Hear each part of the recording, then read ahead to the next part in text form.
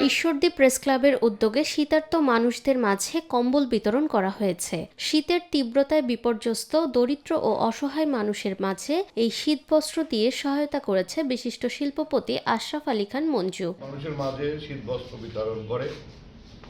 এবার অত্যন্ত বেশি শীত পড়ছে। 10 জানুয়ারি শনিবার সকালে প্রেস ক্লাব মিলনায়তনে শতাধিক দুস্থ ও শীতার্তদের মাঝে এসব শীতবস্ত্র বিতরণ করা হয়। কম্বল বিতরণ অনুষ্ঠানে বক্তব্য রাখেন প্রেস ক্লাবের সভাপতি আজিজুর রহমান শাহিন ও সাধারণ সম্পাদক এস.এম. ফজলুর রহমান। এবং আমরা যেন আরো কম্বল দান করতে পারি এই দোয়া করবেন। এ সময় উপস্থিত ছিলেন ঈশ্বরদী সম্মিলিত নাগরিক জোটের আহ্বায়ক মাহবুবুর রহমান পলাশ, সদস্য সচিব আশিকুর রহমান লুলু, প্রেস ক্লাবের সহসভাপতি হাসানুজ্জামান সহ আরও অনেকে।